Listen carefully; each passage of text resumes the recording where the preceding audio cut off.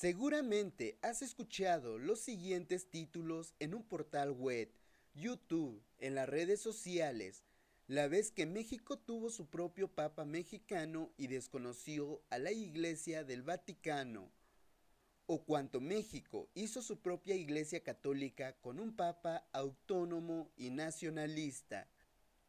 Incluso en la página web de la Universidad Nacional Autónoma de México podemos encontrar en su portal Estudios de Historia Moderna y Contemporánea de México un artículo titulado La ruptura con el Vaticano, José Joaquín Pérez y la Iglesia Católica Apostólica Mexicana 1925-1931.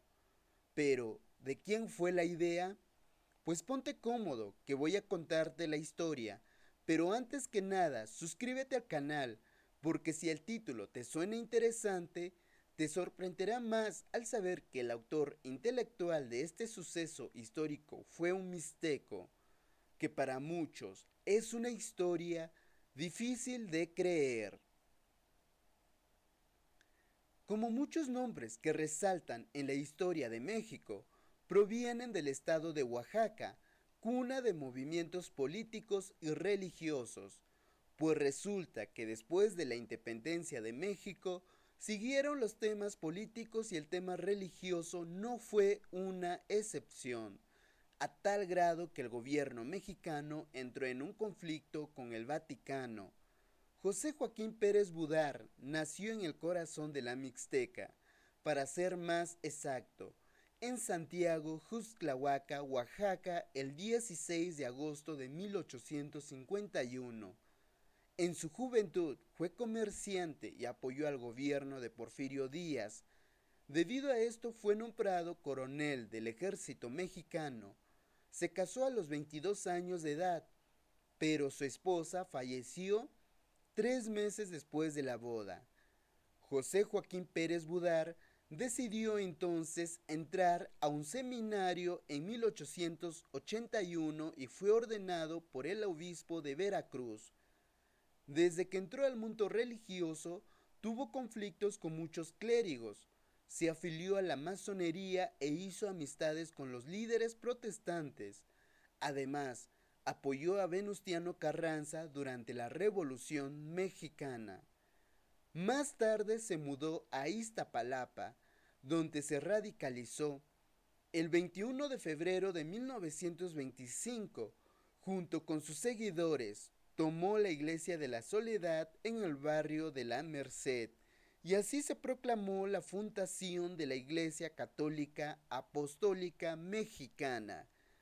Pero, ¿por qué se le ocurrió a José Joaquín Pérez Budar crear la Iglesia Católica Apostólica Mexicana? En palabras del mismo Budar, el obispo Eduardo Sánchez Camacho lo llamó y le pidió que trabajara inalcanzablemente para fundar la Iglesia Católica Apostólica Mexicana, pero este falleció poco tiempo después.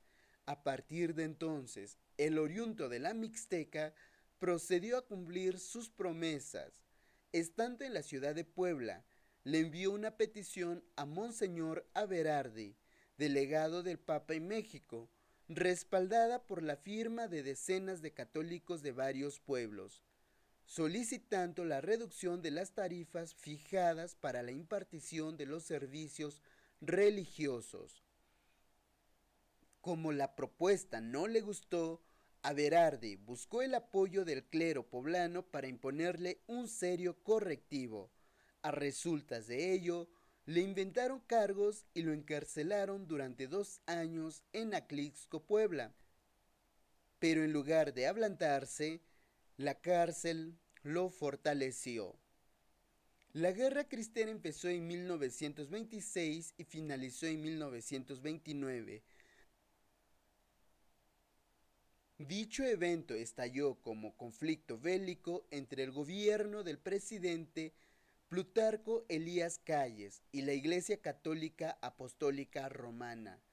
Contrario a lo que se ha señalado, Elías Calles no emprendía una represión contra la religión, sino específicamente contra el poder clerical.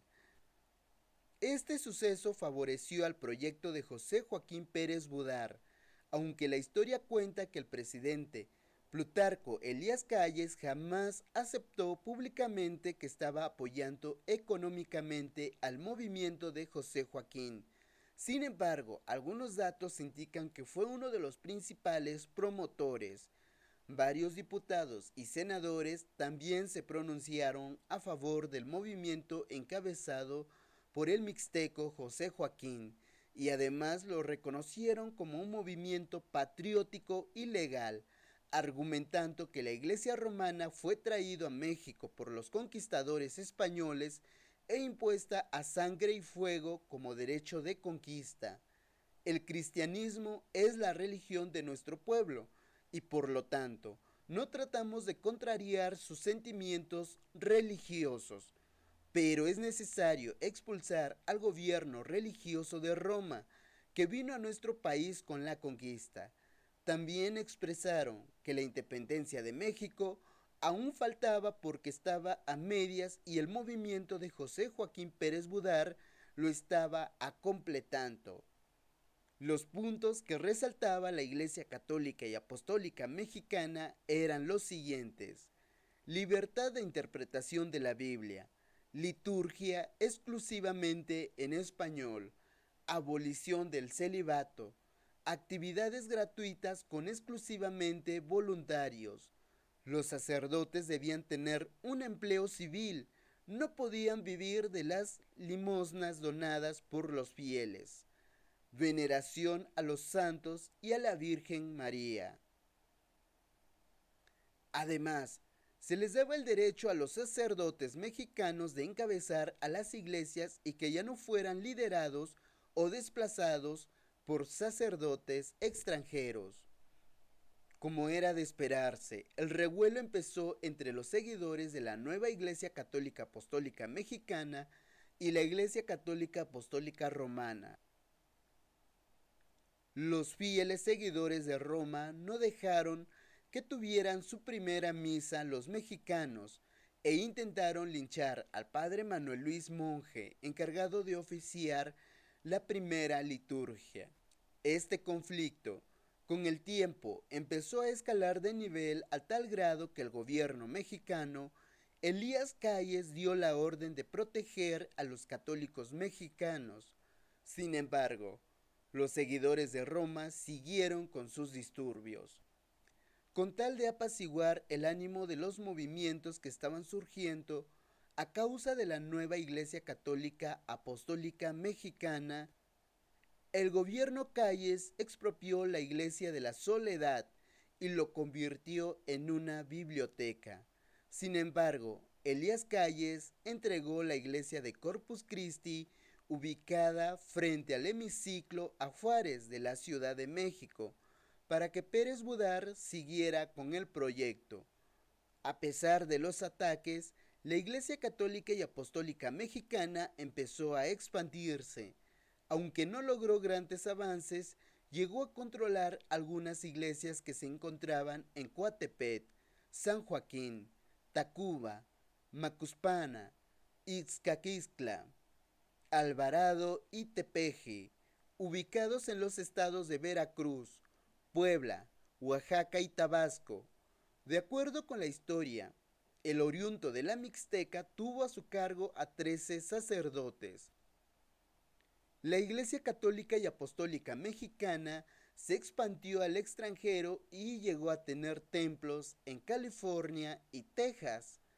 Después de 7 años de estar al frente de la Iglesia mexicana, el originario de la Mixteca cayó gravemente enfermo. Ahora solicitó los servicios de un sacerdote, aunque la historia no es clara en esta parte, y no se sabe si solicitó los servicios de un sacerdote de la Iglesia Católica y Apostólica Romana o a uno de su propia iglesia. Algunos comentan que el oriundo de la Mixteca se retractó de su cargo como líder de la Iglesia Católica y Apostólica Mexicana, e incluso se habla de un documento la cual fue firmado por el mismo Pérez Budar, donde se retractaba. Sin embargo, También se cuenta que el mixteco estaba muy debilitado debido a la enfermedad y a su avanzada edad, ya no tenía fuerzas para mover su mano y mucho menos no tenía energía suficiente para escribir su nombre en un documento. El originario de la Mixteca, José Joaquín Pérez Budar, falleció el 9 de octubre de 1931. Aunque el oriundo de la Mixteca nunca llegó a ser papa, pero después de su muerte, un miembro de su grupo que fue subiendo de niveles llegó a ocupar su lugar. El nombre de este elemento es José Eduardo Dávila. Además, Dávila fue nombrado el primer papa de la Iglesia Católica y Apostólica Mexicana. Como era de esperarse, dicho nombramiento estuvo lleno de controversias, ya que muchos estaban peleando por el puesto. Ahora, este nuevo papa violó algunos principios de la Iglesia mexicana fundada por el Mixteco, pues volvió a prohibir el matrimonio de los sacerdotes y volvió a las misas en latín. Además, fue acusado de explotar a los habitantes indígenas en el norte de Puebla. Más tarde, Eduardo Dávila quiso hacer un homenaje al fundador de la Iglesia Católica y Apostólica Mexicana, pero el evento se vino abajo cuando apareció un familiar del mixteco para reclamar sus restos. El primer papa mexicano falleció el 21 de septiembre de 1985. Según cuentan, que la iglesia continúa con algunos templos por el país. Muchas gracias por ver el video y si te gustó, no olvides suscribirte y dejar tu like o dejar algún comentario. Comparte el video con tus amigos. Nos vemos en el próximo video.